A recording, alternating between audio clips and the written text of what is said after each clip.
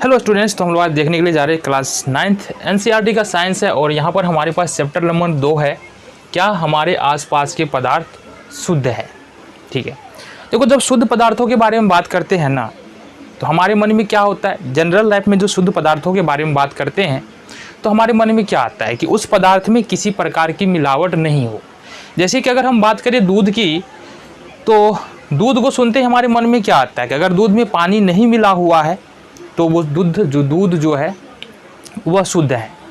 साथ ही साथ अगर हम बात कर ले इसी तरह से तेल की, है ना, तो तेल में अगर एक ही प्रकार का तेल है तो वो शुद्ध पदार्थ है। इसी तरह से अगर हम बात कर ले पानी की, तो हम बोलते हैं पानी में अगर कुछ नहीं मिला हुआ है तो वह शुद्ध पानी। लेकिन जब हम साइंटिफिक नज़रिए से बात करेंगे, वैज्ञानिक दृष्टिकोण से बात करेंगे, तो शुद्ध पदार्थ का डिफिनीशन अलग होता है, शुद्ध और अशुद्ध पदार्थ का डिफिनीशन अलग होता है।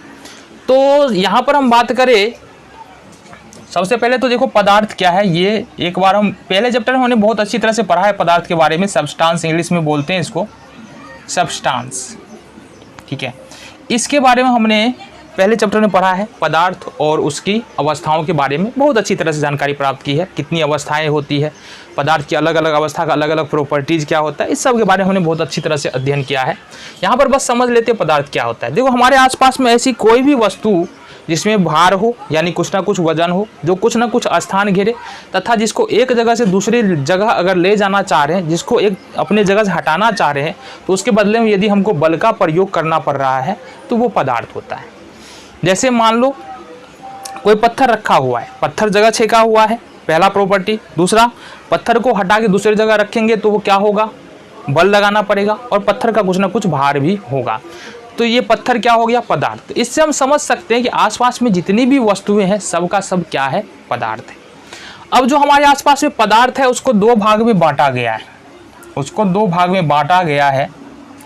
एक होता है शुद्ध पदार्थ, एक होता है शुद्ध पदार्थ, और दूसरा होता है अशुद्ध पदार्थ। क्या होता है, अशुद्ध पदार्थ। ठीक है, पदार्थ को दो भाग में बांट गया है, एक को बोलेंगे शुद्ध पदार्थ और एक को बोलेंगे शुद्ध पदार्थ। शुद्ध पदार्थ क्या होता है, यह एक ही प्रकार के कणों से मिलकर के बना हो, कणों से मिलकर बना होता है।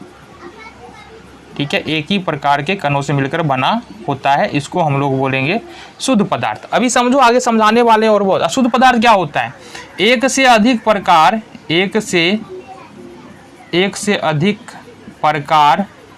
के कणों से मिलकर के बना होता है, कणों से मिलकर बना होता है, इसको बोलते हैं हम लोग अशुद्ध पदार्थ।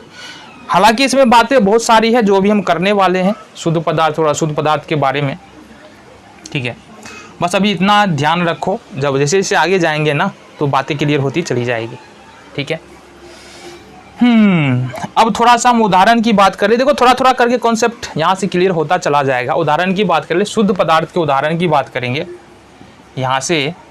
तो पानी शुद्ध पदार्थ है, लोहा शुद्ध पदार्थ है, सोना शुद्ध पदार्थ है। ठीक है, इसी तरह से कार्बन डाइऑक्साइड शुद्ध पदार्थ है, ऑक्सीजन शुद्ध पदार्थ है। ठीक है, इसी तरह से हमारे पास एल्यूमिनियम ये भी एक प्रकार का शुद्ध पदार्थ है, और बहुत सारे शुद्ध पदार्थ हमारे आसपास में पाए जाते हैं। अशुद्ध पदार्थ में बात करेंगे दूध। अब यहाँ से माथा चकराएगा कि दूध अशुद्ध पदार्थ कैसे हो गया।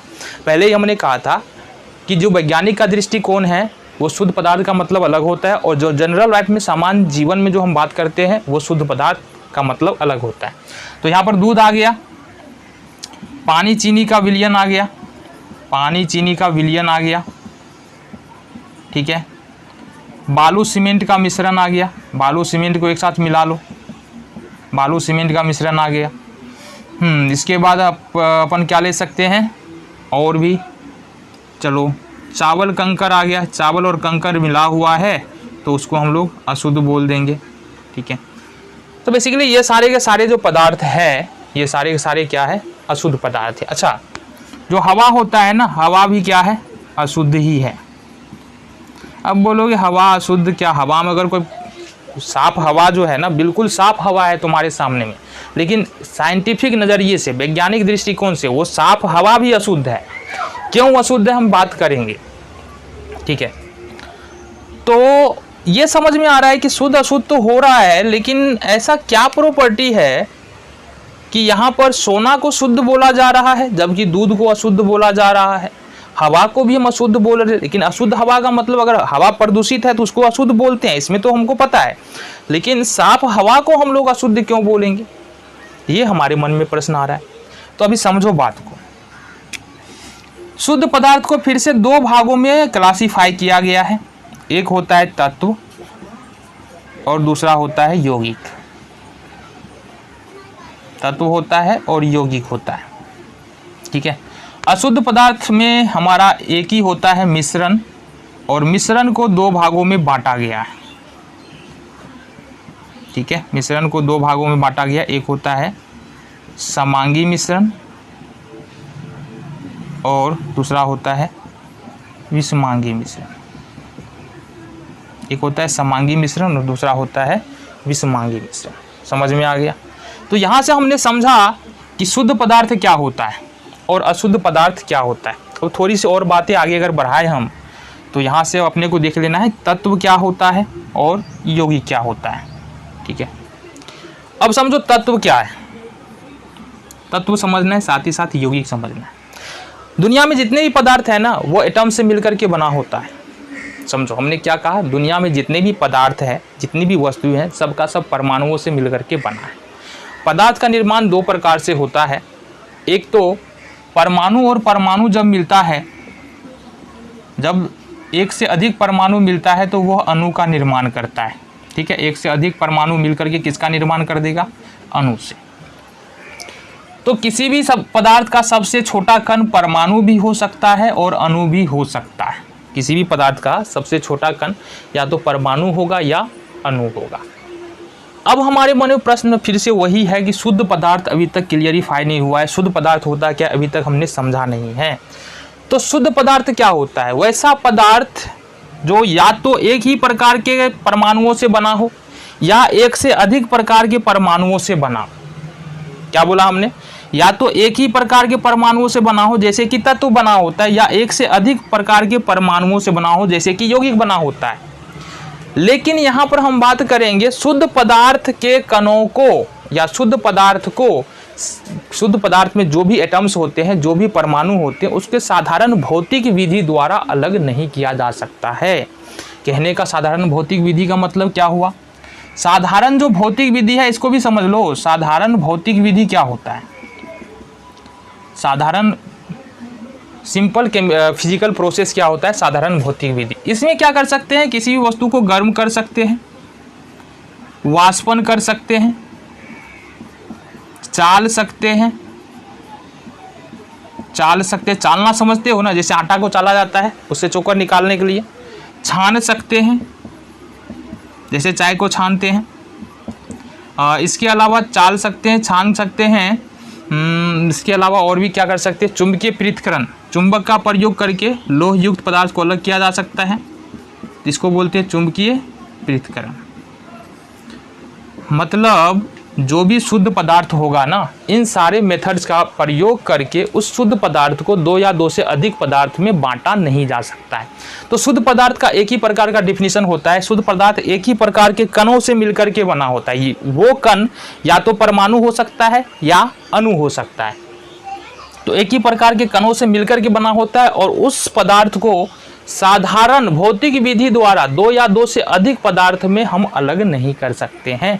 साधारण भौतिक विधि गर्म करके, वाष्पन करके, चाल के, छान के, चुंबकीय पृथक्करण द्वारा हम लोग उसको दो या दो से अधिक पदार्थों में अलग नहीं कर सकते हैं। उदाहरण के लिए बता दो, उदाहरण के लिए क्या हो जाएगा, जैसे कि तत्व है, तत्व में क्या क्या आ जाएगा, तत्व में आ जाएगा जैसे कि आयरन आ जाएगा, लोहा, एल्यूमिनियम, कॉपर, सल्फर, और भी हो जाएगा जिंक। अब इन सारे पदार्थ को, जो तत्व होता है ना, तत्व को देखो, तत्व सबसे सरलतम रूप है किसी भी पदार्थ का। तत्व को किसी भी भौतिक विधि का प्रयोग कर लो या रासायनिक विधि का प्रयोग कर लो, उसको अलग कर ही नहीं सकते हो।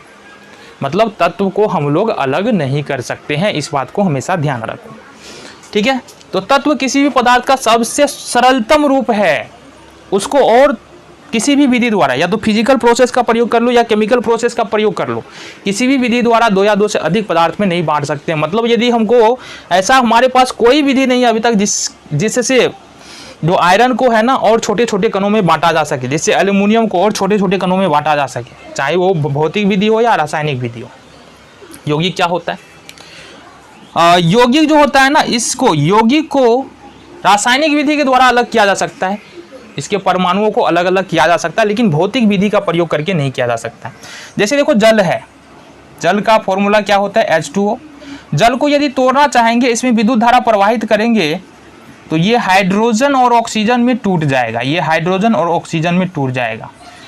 ऐसा एक बात और ध्यान दो, यहाँ पर किसी भी जो तत्व है, तत्व का सबसे छोटा कण परमाणु होता है। मतलब तत्व को यदि हम अलग अलग देखेंगे तो आयरन अगर है, लोहा यदि है, तो वो लोहा के परमाणु से मिलकर के बना होगा। लेकिन यौगिक का सबसे सूक्ष्मतम कण, सबसे छोटा कण क्या होता है? यौगिक का अणु होता है।